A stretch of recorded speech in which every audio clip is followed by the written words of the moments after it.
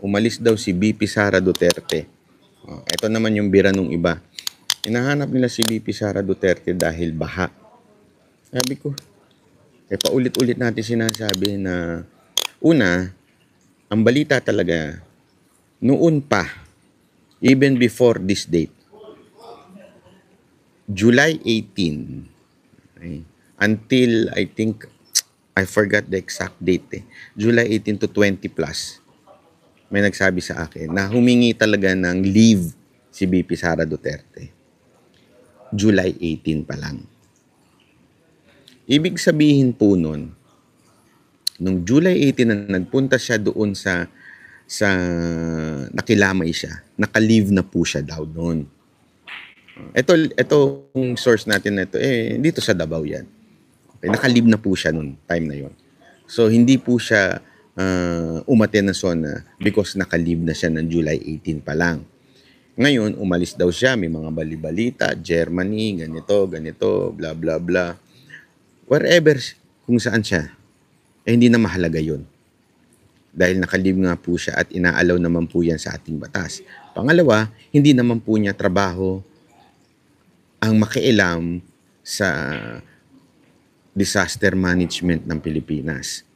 Trabaho yan ng presidente, trabaho yan ng executive branch, tulad ng secretary ng DILG, secretary ng DSWD, yung sa disaster, yan po ang may trabaho dyan, yung mga sekretary. Okay? Hindi po ang VP. Ang VP, ang trabaho lang po niyan, palitan ng presidente. Ngayon, kung hinahanap nyo na talaga si Vice President, hinahanap nyo siya, nawawala siya, sige, hanapin nyo, palitan na natin si Marcos. Kung ganun pala ang gusto ninyo. Kasi hinahanap nyo yung Vice President, nandyan ang presidente. Para mong sinasabing, di ba, walang silbi si Marcos, kaya nyo hinahanap si BP? Hindi. Ako, diretsuhan tayo dun sa mga tangang,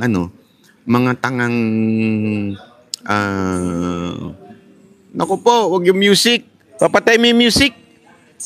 Papatay mo yung music, Papatay music.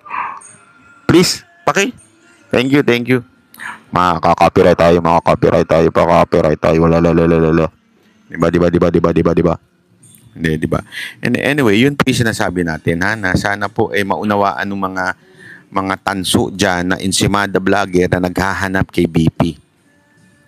Hanap sila ng hanap kay BP, sa totoo lang, trabaho ng presidente yan. Ewan ko sa inyo kung anong problema ninyo at hanap kayo ng hanap. Ganun na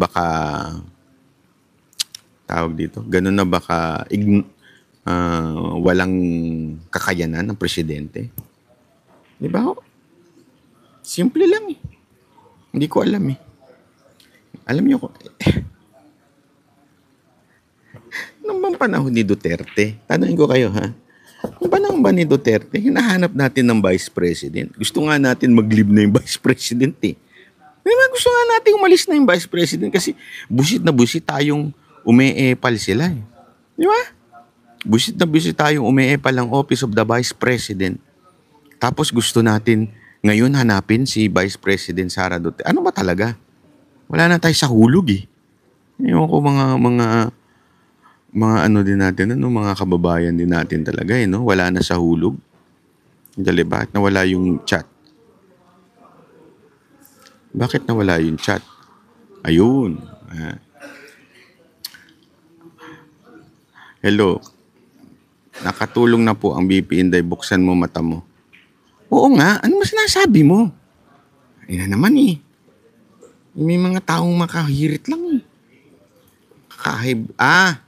Okay. Sa iba pala niya tinutukoy yun. Hindi ko rin yun. Kung nakatulong man si BP, yung opisina man niya nakatulong man, yun po additional na lang. Hindi niya trabaho yun. So kung may natulungan man siya, salamat, pero hindi niya talaga trabaho yun. Ang may trabaho po niya, ang presidente. Ginagawa niyong tong presidente, inutil tong presidente natin Parang gano'n na sinasabi. Tatako siya mga insimada vlogger. Tanga rin talaga, no? Hahanapin ng vice president. Ano, pinanganak na ba talaga kayong tanga o bobo? Hindi, ako nagtatanong lang naman, ah. Kasi ang labo nyo eh. Maghahanap kayo sa vice president kahit buhay pa yung presidente. Diba?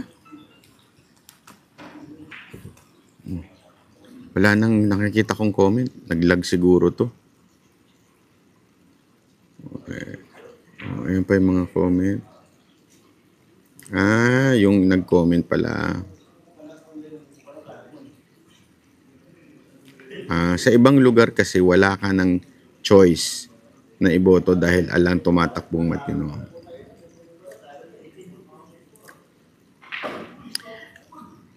Laying the predicate naman. Pasensya na po dun sa nagsabing laying the predicate. Ayoko kong palayain ng Kate. Simulan niyo na lang po yung live. Wala na nagko-comment. Parang namatay na po ata yung ating, ewan ko kung ano nangyari. Tingnan nga natin sa kabilang phone. Let's see on the other phone. Kung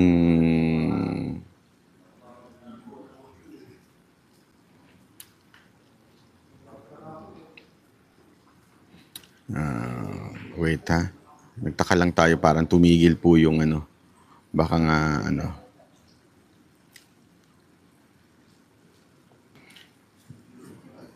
Ayun. Ayan. Andito pa kami. Naghang po kanina. Kaya naman pala eh. Pati yung picture, wala.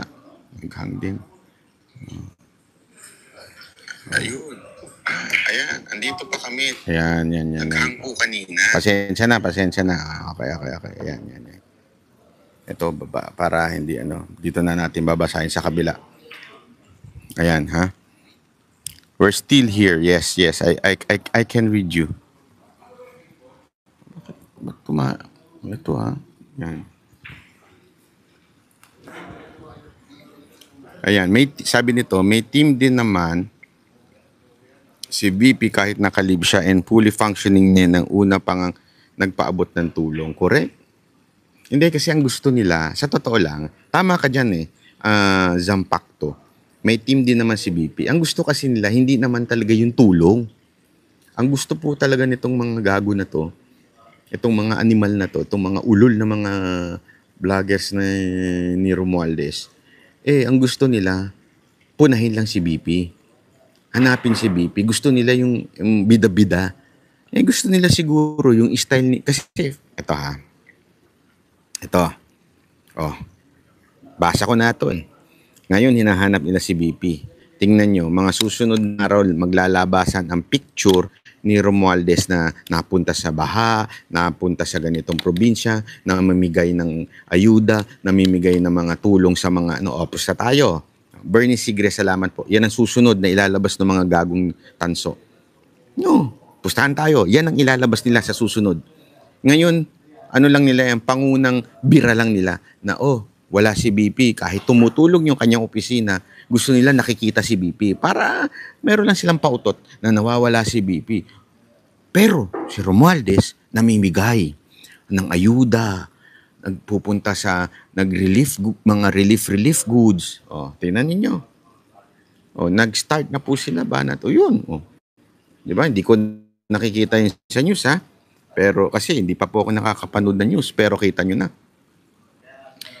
Yan na kagad na nangyayari. Diba? Na may kasamang malaking tarpaulin. Oo nga Yan sigurado yan. Yung mga nagpapapansin sa susunod na eleksyon, maglabasan yan paghupa na ang baha. Kaya ako personally, gusto ko yung ginagawa ni Senator Bongo. Kasi si Senator Bongo, yan ang taong parang taon-taon eleksyon. Hindi dahil sa kasi man natin, di ba, pag eleksyon, yung mga politiko lumalabas. Siya kahit hindi eleksyon, lumalabas. Laging lumalabas. Di ba? Laging makikita mo sa karsada yan, laging nagpupunta sa mga nasunugan. Non-stop po si Senator Bongo sa kakatrabaho. Yun, kasi sinasabi nila, bakit si Senator Bongo, mahilig din yan mag-relief, ganyan-ganyan. Pero sa kanya, consistent siya. Whether may eleksyon o wala. Ibig sabihin, hindi ho siya yung tipong kakahalal mo lang, titigil na. Kasi ganyan ang ginagawa ng senators. For the first 3 years, tahimik sila. After the 3 years, doon sila magsisimula magingay. Alam niyo kung bakit? May nagsabi pagdating sa eleksyon, sa pangangampanya, huwag kang mangangampanya na maaga. Kailangan yung year na mismong magsisimula, bago magsimula ang filing. Kasi masasaid ka daw. Nagets nyo? Ibig sabihin na masasaid, mauubusan ka ng pera, ng resources. Pag nagsimula ka, pag binoto ka kasi 6 years ang senators, di ba? So 3 years, huwag ka magtatrabaho doon, huwag ka mamimigay. Ipunin mo yan. Actually, hindi nga lang 3 years eh. As in for 5 years, huwag ka magtatrabaho kasi ubos ang pera mo yan pag inilabas mo yan. Ang gagawin mo, yung kunwari, starting na ngayon, etong taon na to, bago mag-25, di ba? Doon ka na magsimula para hindi ka masaid. At yun lang din kasi ang maaalala ng tao. Ang tao daw, yung memory short term lang. Unlike yung, alam mo yun, yung katulad ni Senator Bongo, wala siyang pakialam doon. Basta siya, totoo to ha, pansinin nyo, hindi ho siya tumigil. Nung nanalo siyang senador, yung week na after niya manalo, nagtatrabaho na siya, namimigay na siya, tumutulong pa. Kung ano yung ginagawa niya, yun pa rin ang ginagawa niya, hindi nagbago.